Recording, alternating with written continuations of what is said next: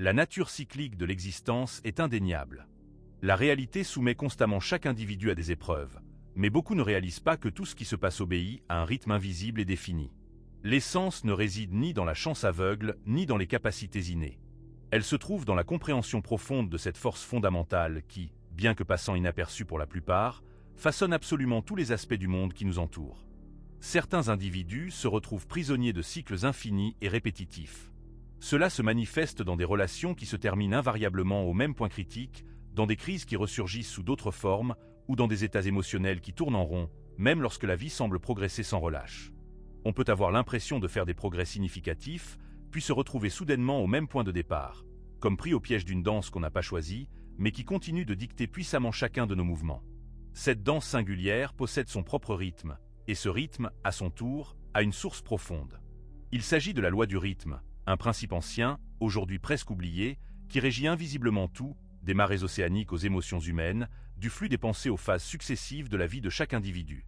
Tant que l'on néglige cette loi, elle nous entraîne impitoyablement, nous soumettant à sa volonté. Cependant, dès que l'on s'éveille et prend conscience de son action, cette loi se transforme, devenant non plus un simple arrière-plan, mais la véritable bande-son de la liberté retrouvée. Le grand Hermès Trismégiste, sage de l'Antiquité, affirmait que tout ce qui existe est en mouvement constant, tel un pendule oscillant. Le véritable gardien de cette connaissance sacrée n'a jamais cherché à arrêter le mouvement de ce pendule. Au lieu de cela, il a découvert un point d'équilibre situé entre les positions extrêmes. C'est un espace particulier où l'agitation et le bruit du monde s'apaisent, cédant la place à la naissance d'une clarté authentique. En ce lieu, le temps ne dicte pas la hâte, permettant au véritable rythme de l'existence de se révéler. Ici, l'oscillation cesse d'être perçue comme une menace, se transformant en un langage universel accessible à la compréhension. Une profonde compréhension de ce principe universel permet de réaliser l'inéluctabilité que tout ce qui s'élève doit inévitablement redescendre, et, plus important encore, enseigne comment cesser de souffrir de cette dynamique naturelle. Elle instruit sur la manière de stabiliser sa propre fréquence interne, afin de ne plus être un jouet sans volonté aux mains des hauts et des bas inévitables de la vie. De plus, elle révèle la connaissance secrète de l'existence d'un certain point de puissance, situé dans l'intervalle entre la fin d'un cycle et le début du suivant. L'être humain n'est jamais statique, il est toujours en mouvement continu. La différence réside uniquement dans le fait que certains sont conscients de la direction de leur chemin, tandis que d'autres continuent de tourner en rond sans but, croyant à tort qu'ils avancent. Cependant, tout progrès n'est pas évident au premier coup d'œil. Nombre des plus grandes percées de la conscience commencent dans des périodes de silence, des moments de recul, sur la courbe descendante qui précède invariablement une nouvelle ascension. L'erreur courante est de croire que le progrès n'existe que là où il y a une grande vitesse. Mais en réalité, il existe des rythmes si subtils et délicats que seuls ceux qui ont maîtrisé l'art d'observer non seulement le monde extérieur, mais aussi leur propre champ intérieur, sont capables de les percevoir. La loi du rythme démontre clairement que tout dans l'univers est en pulsation. Rien ne peut rester immuable, même ce qui semble inébranlable et solide à première vue. Les montagnes s'érodent et se désagrègent. Les civilisations naissent, prospèrent et déclinent inévitablement. Le sang circule sans cesse dans les veines. La respiration entre et sort des poumons. Et même chaque pensée humaine, aussi répétitive qu'elle puisse paraître, fait partie intégrante de ce rythme universel qu'il faut non seulement ajuster, mais surtout écouter attentivement. Cependant, la grande majorité des gens réagit à ce mouvement naturel comme s'il s'agissait d'un élément hostile. Ils luttent désespérément pour rester constamment au sommet et résistent activement aux inévitables déclins. En cherchant une stabilité absolue, ils oublient que la vie elle-même est, par son essence profonde, une vibration. Et là où il y a vibration, des cycles, des flux et des reflux, des courbes ascendantes et descendantes surgissent inévitablement. Ne pas reconnaître ce flux continu équivaut à essayer de retenir l'air dans ses poumons en appelant cela un état d'équilibre. Un tel comportement est contre nature et conduit inévitablement à une instabilité totale avec le temps. Le véritable sage, doté d'une profonde compréhension, n'a jamais cherché à rester constamment au sommet. Il était profondément conscient que chaque point sur la courbe de la vie a sa propre vocation unique. C'est à la fois une période de croissance intense, une phase de contraction, un effondrement inévitable et une renaissance subséquente. Et ceux qui ont appris à respecter chacune de ces étapes commencent à avancer dans la vie consciemment, plutôt que de simplement réagir aux stimuli extérieurs. N'avez-vous pas remarqué comment certains schémas émotionnels reviennent encore et encore, comme des vagues déferlantes? Cela peut être une tristesse qui semblait avoir été surmontée depuis longtemps, mais qui ressurgit soudainement, ou un doute qui refait surface, ou une énergie qui oscille constamment, tantôt affluent, tantôt se retirant. Ce n'est pas du tout un signe de faiblesse. C'est simplement l'écho d'un rythme qui n'a pas encore été pleinement intégré à votre être. Car tant que l'on ne vise que le côté ascendant de la courbe, son mouvement sera toujours contraint, et le retour au point de départ inévitable. Cependant, lorsque l'on accepte la nature même de cette courbe, quelque chose de fondamental change. On ne descend plus dans un état de peur. On descend préparé, sachant qu'une profonde sagesse est contenue dans le recul. On comprend que le silence précède toujours le son, que la graine doit mourir dans le sol avant de germer et de donner une nouvelle vie. C'est à ce point que l'oscillation perd sa force destructrice, cessant de nous déséquilibrer, car on cesse de résister au cycle naturel et on commence à l'utiliser à son avantage. Notez bien, l'univers ne vous punit pas quand quelque chose se dissout ou disparaît. Il vous ramène simplement à un point de reconstruction, à ce point de départ qui n'est pas une fin, mais plutôt un redémarrage. Et quand cela se produit, on cesse de tourner en rond sans but. On commence à se déplacer en spirale, où chaque nouvelle spire nous élève à un niveau supérieur, plus clair, plus conscient. Le rythme poursuit son mouvement implacable, mais on devient désormais le meneur de cette danse de la vie. Et lorsque la conscience s'éveille, un tout nouveau type de sensibilité y naît.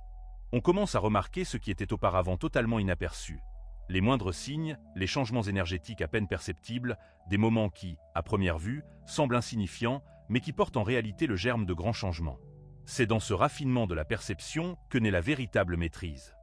Elle est atteinte non par un contrôle rigide, mais par une profonde présence à l'instant. Car il arrive toujours un moment où tout autour semble ralentir, ne serait-ce qu'à l'intérieur de soi. Et c'est précisément dans cette pause que s'ouvre une nouvelle opportunité. Cela peut être une décision, une absence de réaction, un moment de silence entre un stimulus extérieur et une réponse automatique. C'est ici que l'univers teste la maturité vibratoire de l'individu. Quand tout en soi pousse à répondre, à se justifier, à se presser, à prouver quelque chose, mais que la partie silencieuse et intérieure choisit seulement d'observer, d'attendre, de ressentir, sans être absorbée par l'oscillation. C'est précisément cet espace où la réalité commence à se réorganiser. Tho, l'ancien sage, savait que la raison supérieure ne se manifeste pas dans le bruit, mais dans la pause entre les bruits. La sagesse ne réside pas dans l'excès de pensée, mais dans l'espace qui se trouve entre elles. Tout comme la musique existe non seulement dans les notes, mais aussi dans le rythme qui naît entre elles. Cet espace, qui à première vue semble vide, rend tout possible, et il est impossible de le forcer.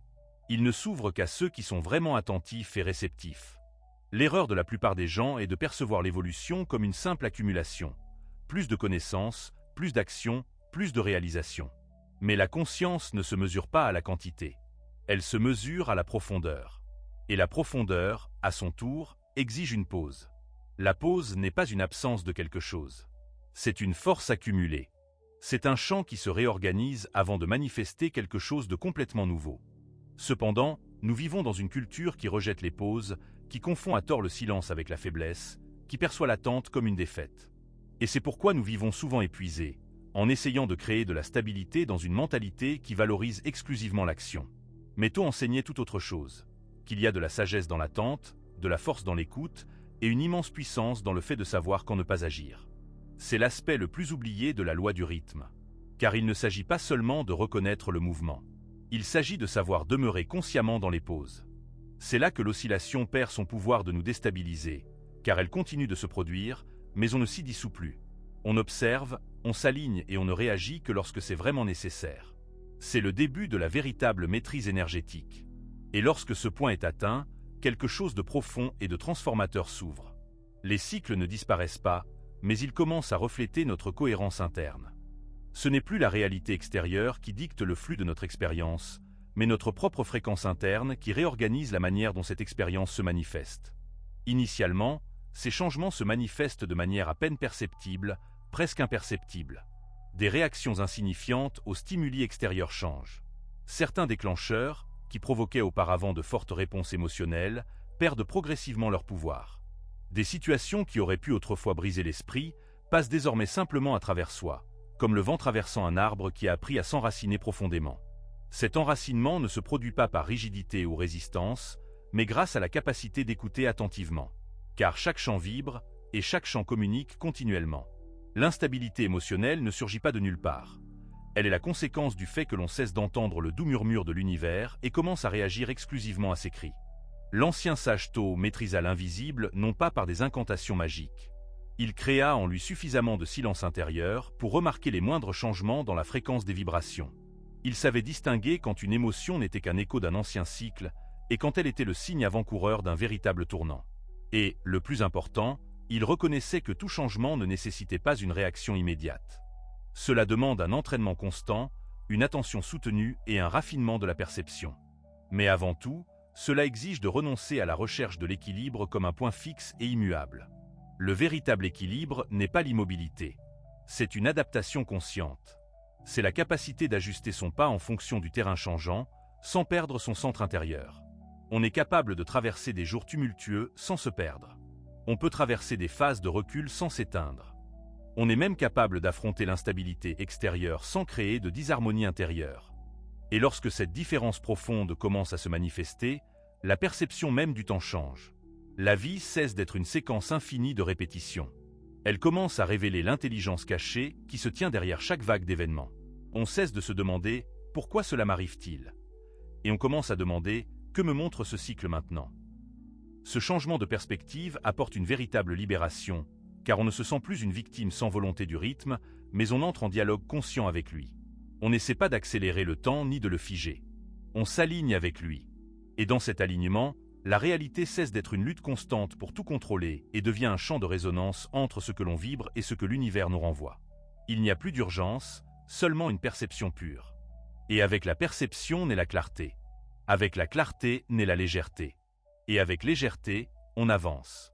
C'est peut-être précisément le pas qui manquait tant. Un mouvement sans tension, sans hâte et sans tenter de forcer les résultats avant l'heure. Car tant que l'on insiste pour contrôler les cycles, tout autour de soi se durcit, ralentit, se bloque, offrant une résistance. Mais quand on commence à couler avec le temps, au lieu de le combattre, des chemins s'ouvrent. Pas tous à la fois, mais suffisamment pour continuer d'avancer. C'est ici que la loi du rythme révèle sa dimension la plus subtile. Il ne s'agit pas seulement de reconnaître que tout oscille. Il s'agit d'apprendre à demeurer consciemment dans l'espace entre une phase et une autre. La plupart des gens vivent dans l'excès, excès d'urgence, d'attente, de bruit. Ils sautent d'un état à l'autre sans respecter la période de transition. Et c'est précisément dans ce saut brusque que les anciens schémas se répètent. Tôt enseigné que chaque cycle a une fin, mais que cette fin n'est jamais instantanée. Il existe un champ de transition, un certain moment entre la mort d'une fréquence et la naissance d'une autre. Et ceux qui négligent ce seuil finissent par recréer l'ancien sous une nouvelle forme. Ils apportent la même énergie dans des situations complètement différentes. Ils attirent de nouveaux scénarios avec la même vibration qui ne les sert plus. C'est l'erreur la plus courante de ceux qui s'éveillent, conscients de la nécessité du changement, mais ne sachant pas comment maintenir ces changements. Car on peut changer l'extérieur rapidement, rompre des liens, démarrer de nouveaux projets, s'éloigner des gens. Mais si la vibration intérieure ne change pas, tout revient au point de départ. C'est dans cet espace entre les cycles que l'on doit se perfectionner. Non par l'effort, mais par la présence. Non avec hâte, mais avec une écoute profonde. Écouter son propre chant intérieur. Sentir ce qui y vibre encore et qui ne correspond plus à la manière dont on veut vivre. Cela demande honnêteté et courage. Car parfois, ce que l'on désire le plus est précisément ce qui nous empêche d'atteindre la phase suivante. On peut s'accrocher au passé, insister sur ses propres voies, mais la fréquence intérieure s'est déjà épuisée.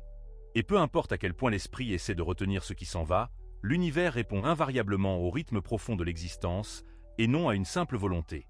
C'est pourquoi il ne s'agit pas de lutter ou de tenter d'accélérer un processus naturel.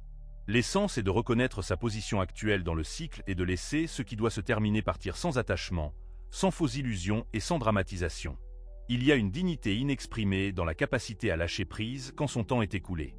Et c'est précisément dans cet espace vide, formé entre ce qui est irrévocablement parti et ce qui ne s'est pas encore manifesté, que se produit une profonde réorganisation de l'énergie. C'est là que naît une nouvelle fréquence, capable d'attirer une réalité complètement différente. Cependant, cela n'est possible qu'à condition de ne pas se précipiter, de ne pas remplir cet espace sacré d'une anxiété qui se déguise souvent en productivité. Cet intervalle est fertile, mais seulement si on le traite avec le respect qu'il mérite. C'est précisément le point où agissaient les anciens alchimistes. L'espace entre ce qui est mort et ce qui renaît, entre l'absence et la forme, entre la fin de ce que l'on n'est plus et le début de ce qui est encore en formation. Dans cet espace, il n'y a pas de place pour la hâte, il n'y a que le pouls de l'existence et une écoute profonde. Et c'est précisément à ce point subtil que le champ énergétique commence à résonner avec l'individu. Quand cela se produit, quelque chose change dans la structure même de l'expérience. On commence à comprendre que l'univers n'a jamais été silencieux. C'est soi-même qui devait ralentir suffisamment pour l'entendre. La loi du rythme cesse alors d'être un concept philosophique abstrait et se transforme en un outil puissant pour une transformation réelle et profonde. En reconnaissant ses propres cycles, on cesse de se considérer comme un être imparfait et on commence à se percevoir comme une personne en processus continu de développement. Tous les jours ne seront pas remplis de vibrations de haute fréquence. Toutes les phases ne seront pas ressenties comme une expansion de la conscience. Mais si l'on comprend la nature de la marée, on ne s'y noie pas, on nage avec confiance. C'est le point où la connaissance cesse d'être simplement informative et devient alchimique, car elle peut être utilisée pour ajuster ses habitudes. Elle permet de reconnaître ses schémas émotionnels, de lâcher prise sur ce qui ne correspond plus au moment présent de l'existence. Et avant tout, elle aide à cesser de se saboter chaque fois que la vie exige une pause.